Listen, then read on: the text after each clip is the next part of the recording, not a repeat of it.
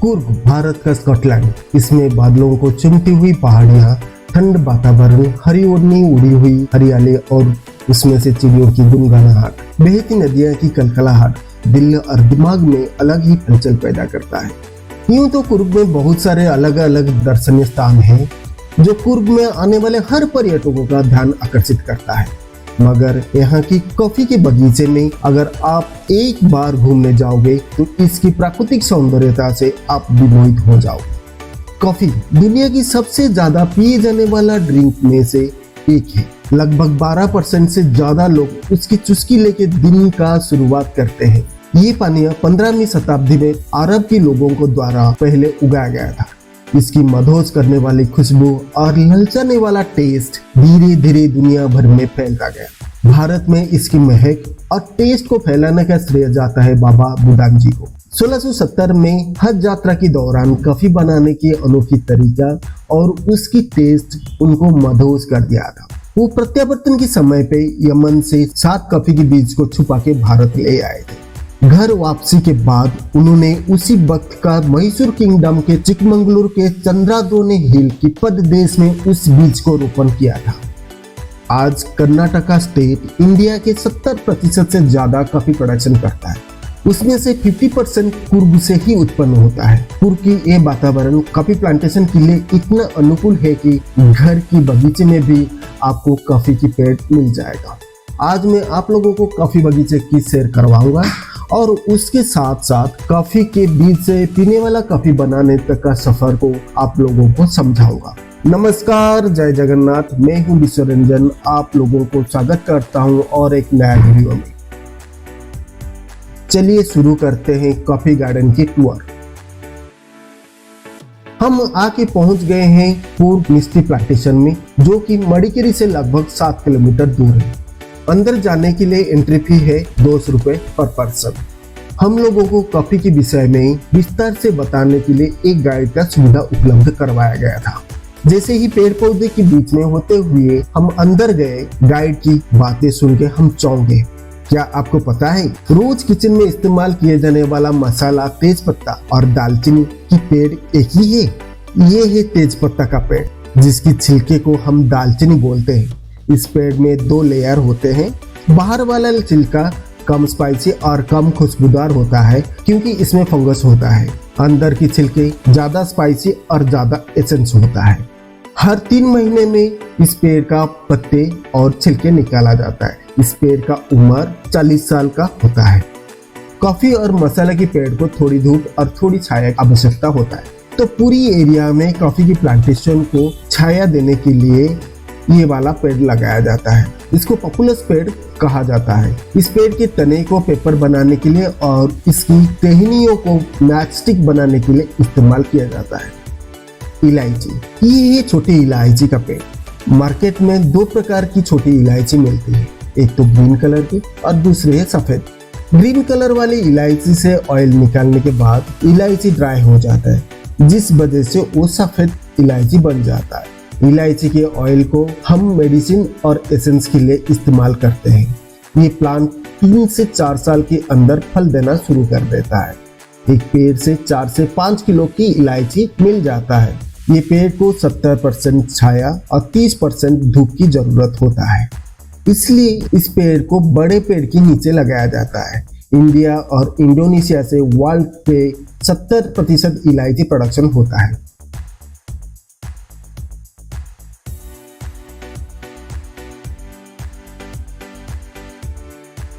Black pepper, ये है काली मिर्च का पेड़ जिसको हम लोग ब्लैक पेपर बोलते हैं। इस प्लांट के कच्चे फल को अचार बनाने में इस्तेमाल किया जाता है।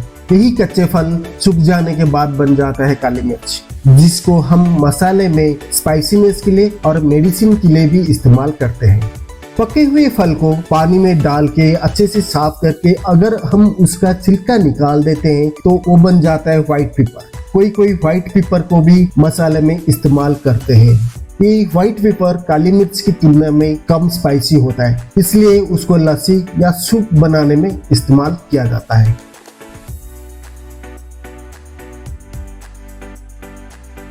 हमारे देश भारत का कर्नाटका, केरला और तमिलनाडु में ज्यादा काला मिर्च प्रोडक्शन होता है।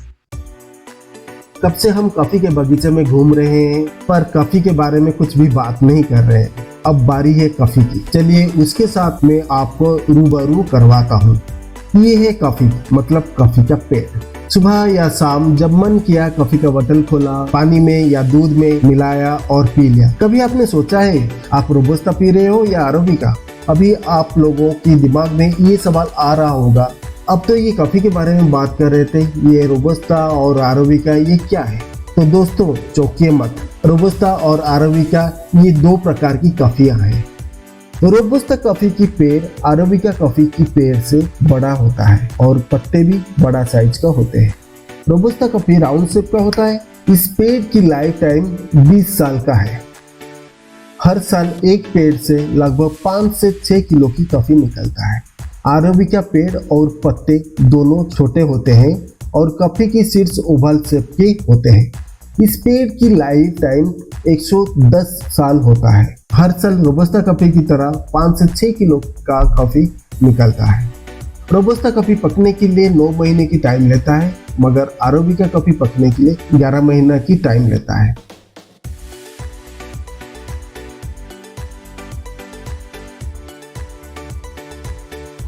अरेबिका कॉफी में रोबस्टा की तुलना में कैफीन की मात्रा कम होता है। अरेबिका का स्वाद मीठा और मुलायम होता है। रोबस्टा का स्वाद अरेबिका की तुलना में अधिक कड़वा होता है।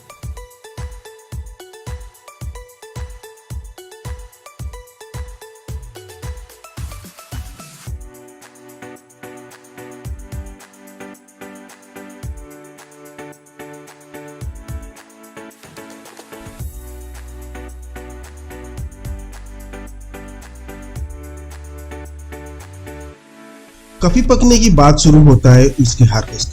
कॉफी की कटाई के लिए सबसे आम तरीका है उसको चुनना और अलग करना। चुनने के दौरान कॉफी के फार्मर हाथ से कॉफी चेरी के कटाई करते हैं। अलग करने के दौरान सब कॉफी चेरी यानी कि पके हुए और कच्चे हुए को शाखा से अलग किया जाता है।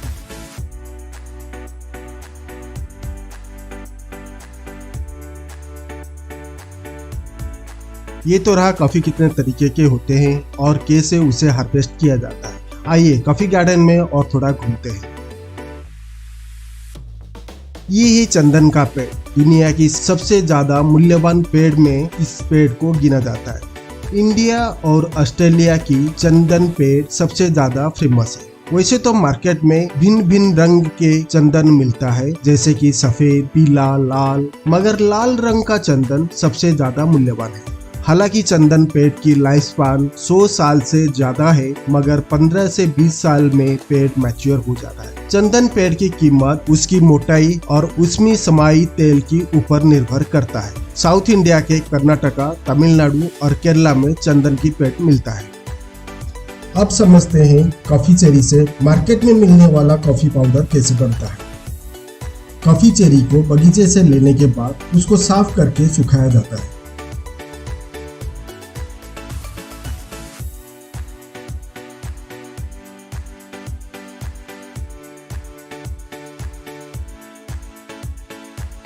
सूखने के बाद कॉफी चेरी इस तरीके से दिखता है।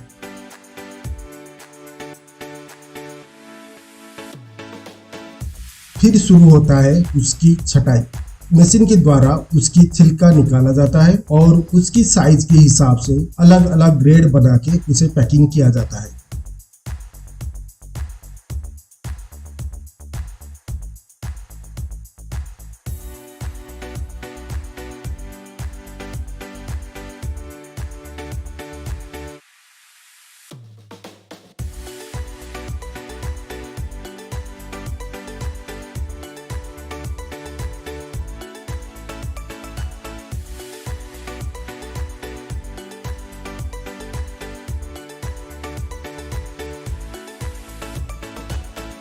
पीने वाला कॉफी पाउडर बनाने के लिए कॉफी को रोस्टिंग करना पड़ता है। कॉफी का रोस्टिंग 3 प्रकार के किया जाता है। कॉफी को 20 मिनट तक रोस्ट करके ग्रीन कॉफी बनाया जाता है, जो वेट लूज मेडिसिन की काम में इस्तेमाल किया जाता है। कॉफी को 40 मिनट रोस्ट करने के बाद जो कॉफी पाउडर बनता है वो हम नॉर्मली घर में दूध में मिला के पीते हैं। हाई रोस्टेड कॉफी को ब्लैक कॉफी के रूप में इस्तेमाल किया जाता है। मार्केट में बहुत सारे ब्रांड के कॉफी पाउडर उपलब्ध है। उसमें कोई कॉफी पाउडर के साथ चिकोरी पाउडर मिलाते हैं। चिकोरी पाउडर जो चिकोरी प्लांट के रूट से बनता है वो कॉफी की सब्स्टिट्यूट होता है। इसकी स्वाद कॉफी जैसा ही है, लेकिन इसमें कैफीन नहीं है। जिस कॉफी में ज्यादा मात्रा में चिकोरी मिलाया जाता है उसका स्ट्रॉन्गनेस उतना कम होता है। नॉर्मली चिकोरी कॉफी को काफी बोला जाता है। अगर चिकोरी कॉफी को खुला रखेंगे उसमें मॉइस्चराइजर आ जाता है। इस तरीके से बनता है कॉफी की पाउडर जो हम लोग घर में इस्तेमाल करते हैं। कैसे लगा आपको हमारे साथ ये कॉफी गार्डन का टूर? अगर आपको ये वीडियो इंफॉर्मेटिव के साथ साथ मजेदार लगा तो एक लाइक कर दीजिए और दोस्तों के साथ शेयर भी कीजिए। अगर आप नए हैं सब्सक्राइब कर दीजिए। फिर मिलते हैं और एक नया वीडियो में ऐसे कुछ मजेदार इंफॉर्मेशन के साथ।